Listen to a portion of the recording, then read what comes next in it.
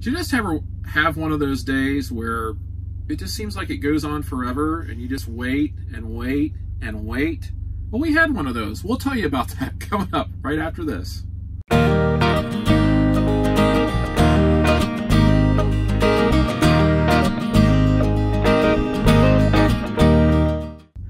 Hi everybody, I'm Judy. And I'm Jim, and welcome to It's a Highway Vlog, where you get to travel the country with us and you don't even have to leave your bubbly little jacuzzi. So while you're relaxing that crabby day away, don't forget to like our video, hit that little subscribe button wherever it's at, and ring that little notification bell. Wherever that's at. So you don't miss a thing.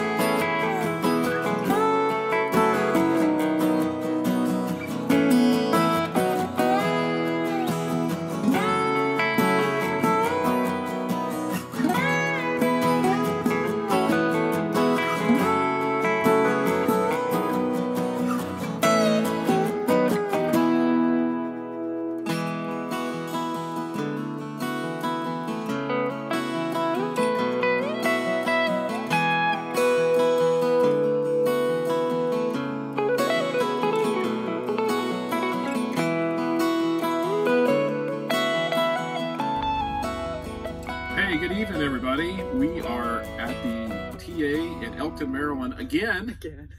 Told you, it's like one of our favorite places, or at least it's a place we end up in all the time. Just been here in the East here recently. Right. Thought tonight we'd just sort of give you a little bit of a rundown of how our day went, just to give you an idea of the day in the life of an expediter.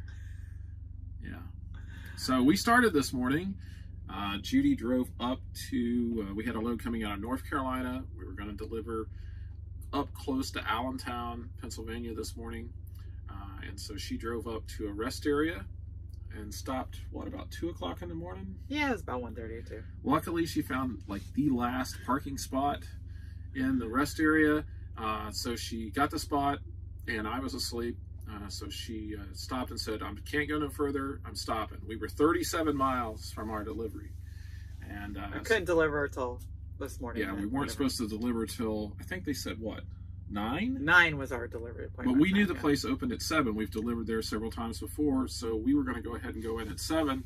And it's one of those customers where we know we can park at. But anyway, so I decided to sleep in until 4:30. Got up at 4:30, drove the 37 miles up to the customers. I was not up at 4:30. No. Just for the record. Got there at 5:26 and basically sat in the parking lot, waited for them to open up. Sure enough, 7 o'clock, there was another FedEx truck there. There was a FedEx van, Sprinter van that was there. They were parked up by the docks. I was parked down in the parking lot. They went in. I saw them go in, and they came back out, and I told Judy to get up. So she got up. So we took care of that. And then once we were delivered, we basically, it was just like we didn't have a load. Didn't know what we were going to do. And so we decided to drive King of Prussia to the King of Prussia Travel Plaza. Yeah, Service Plaza, remember? You got to put that into the GPS as Service Plaza. It's on the Pennsylvania Turnpike. And we, for whatever reason, it's west of Philadelphia. Every time we go into Philadelphia, it just sort of seems like the default place we end up at. In fact, I think we did a vlog episode that I'll link up here if I remember to do it, which I never do. And if you can remember where it's at. Yeah, something in the King of Prussia. So we ended up there, didn't have a load. And then, as it happens, and it happens like this a lot, all of a sudden there were 2 loads. Of course. And we could probably take both of them if everything worked just right. Really good load that goes from Pennsylvania to Kentucky for Monday. And then there was a load that picked up not very far from where we delivered, but back the other way up the interstate that delivered in Delaware. And so we managed to call in, and the one in Delaware, you had to literally, if we were not that close, it was one of those loads they called in and said, hey, we need it right now. And we were probably the closest truck. We had delivered less than... Which was exciting for us. Yeah, because we were like, oh, sure, we'll do it. It wasn't the greatest paying load. Paid really well per mile, but it's just really short. Yeah, it was just really short. So we took the load and called in, and we were already, quite a ways out from getting the load from Monday, but we got the load from Monday. Good paying load. So we were able to get both of them. So that point in time, it's off to our pickup, back up the road where we had just came. And we went up there and got to our pickup. We've picked up there many times before, know the procedure. Then we sat and wait. Well, first we didn't have the number we needed to have. Yes, we needed a number. We know which I called on the way there knowing we didn't have the number we needed. This particular customer has to have a pickup number. We did not have the pickup number. So on the way there, Judy called. That should have been one red flag. Yeah. So we finally, eventually, never got the pickup number. Went to the customer. Judy walks in. She had switched over. She was the on-duty person at this point in time. I don't know why I do that, but I do. So she got... Yeah. I know I can edit this out, but probably won't. Anyway, so Judy walks in. They need a pickup number, so we still don't have the pickup number. Finally, we got the pickup number, and they said, okay, well, you're going to wait right where you're at. So we waited and waited and waited. Still waiting. No, we're not still waiting. Actually, we're done now. No, we're done now. 4 hours we waited. And finally, they got us loaded. 6 pallets, weighed 1,600 and some pounds. Nothing out of the ordinary. And then we waited a little bit longer. And then eventually we had to do a departure call. And we did our departure call. And for whatever reason, our numbers on our temperature recorder were not matching their numbers. We said we were in range, and they said we weren't. And you like that head movement? And so we had to wait until their computer caught up with our truck. And so after about 10 minutes, everything was fine. We were ready to go. So we took off. Now, at this point in time, we are 80 some miles away from our delivery, and we get to drive through Philadelphia traffic. Yep, and Jim was looking at traffic as we were leaving, and actually, as you were on the departure call, you actually said to them that we really needed to check to see when the customer closed, because obviously we were going to be probably later than the normal 9 to 5. Right. People being out. So. Yeah, because every time if we were going to be around traffic, I use my cell phone, get on Google Maps, and I could see the red spreading out of Philadelphia. It was getting larger and everything. Make a long story short, an 1.5-hour trip turned into a 2.5-hour trip. And we actually did not get to our delivery till 5:27. 5:27. The original delivery time, I believe, was 2-something. Yeah, the original, and then it bumped out to 4 something, and then we called and told them we weren't going to make it by 4 something. Yeah, fortunately, they were there waiting for us, and we were able to get in and get unloaded. Great place to unload, nothing really special. We were afraid what was going to happen was we were going to get there and everybody was going to went home for the evening, and we were going to have to spend the night in the parking lot and then unload this next morning, because we do not have a load for tomorrow. We have a load for Monday, but if a load pops up tomorrow and we're in a good spot for that to happen, then we'll definitely take it. So we were sort of worried that, well, we can't take anything because we don't even know if we're going to get the truck unloaded. We did try for several today. Yes, we did. In the midst of us sitting there, I think we tried for, 7 or 8 of them? But yes. Some of them were Tuesday, and some of them were for tomorrow. So, we can't count it for just one day. There's a phrase that we have learned to hate And all of our stuff basically comes on the load board, and we see a load we want, we try to accept it. And what happens is, if you do not get the load, there's a little message that shows up on the load board. You can go in and check what happened, and that little message is not awarded. And we grow really tired of seeing not awarded. Now, for all you professionals out there, kids on up through adults, what are we supposed to think of when we try to be positive with people? Put not in front of things. Awarded. It's not yours. You cannot have it. We get to see it, and we're not really complaining. Really, we're not. It's we're just making fun of, kind of. But you do get to see all those loads go by. We see 95% of the loads that FedEx hauls in a day's time, and some of them we don't want, obviously, but some of them we do. And the ones, what was it today? 8? Do we have 8 not awarded today? 8. Last count, I counted 7. So 8 not awarded, because somebody else got the load. And we're happy for them. They got the load, and they probably were ahead of us. Yeah, and to add injury to insult, at the bottom of that not awarded, in little tiny letters, it says shipment awarded to another truck. So somebody's happy. We missed Christmas. Oh, well. Anyway, eventually we do get awarded. We have a really good load for Monday, going to a really good freight area, and we'll probably stay busy for the rest of the week.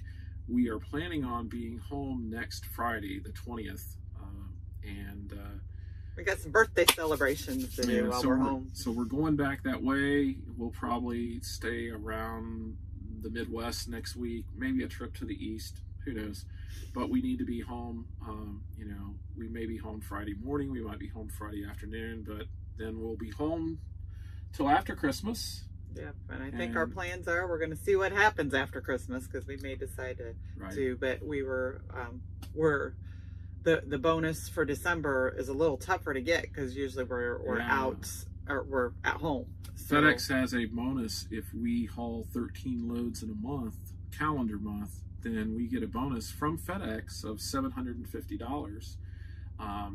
And we got the bonus last month. We hauled exactly 13 loads, and we got $750. I think you were in on that video too. Yeah, we there was a video about that, which is a great bonus. We really look forward to that. I think we have gotten that 4 times this year, 4 months that we've done that, maybe more.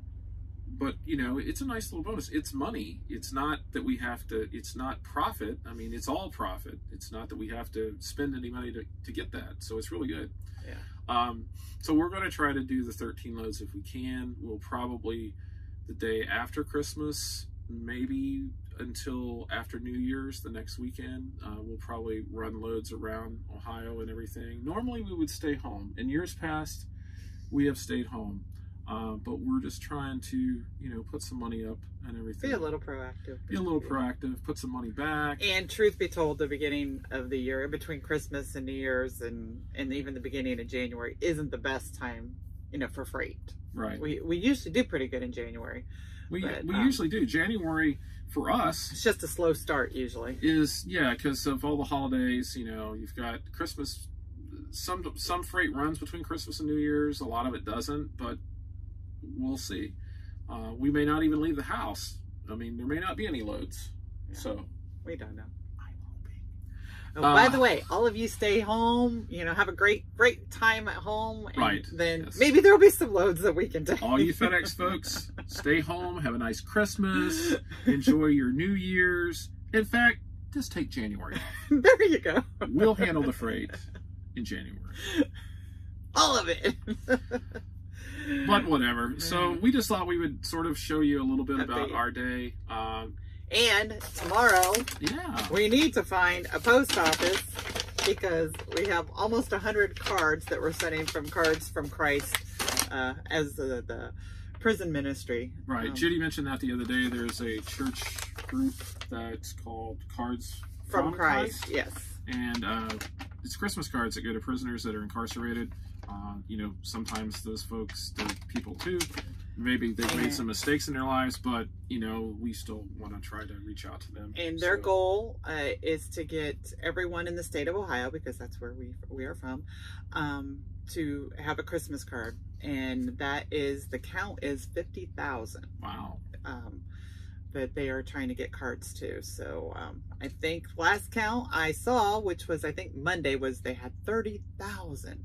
Wow. And he said last year he was just praying for one prison and 2,700 carts. And this year his goal, or their goal, was to get everyone in the state of Ohio. So, yeah. So it's a ministry, and so we're trying to do that this year. So we got to find a post office tomorrow so I can get those doing weighed. it. I have not really done anything because I'm busy doing Miraculously, your name wound up on the card, so it's a miracle. Anyway, so that's what we're doing. I think this weekend there'll probably be another video in our series of all about our expediting business, trucking business, whatever I called that. I made it a big long name, and now I can't remember what I call it. So it's our trucking business series, and I'm hoping to get back to cooking on the truck. And, yeah, we would like to make a cooking video about our health and our health. Yeah, our health is like this. She's contagious. I don't know why health would be in quotes, you know. Yeah, whatever. Oh, well. So anyway, so if you like this video, give us a big thumbs up, like the video. Comment, please. Let us know what your thoughts are, or if you got questions, ask us. And don't forget to hit the subscribe button. Yeah. Over here, well, it won't be there. It'll be just in the middle of the page somewhere. And what else, Judy? And ring that notification bell. Yeah, so you don't miss anything. So we will see you all in the next video. Have a great evening and enjoy your time. And if you're going to be out on the road, please be careful. Yeah. And thank you. So long, everybody. Good night.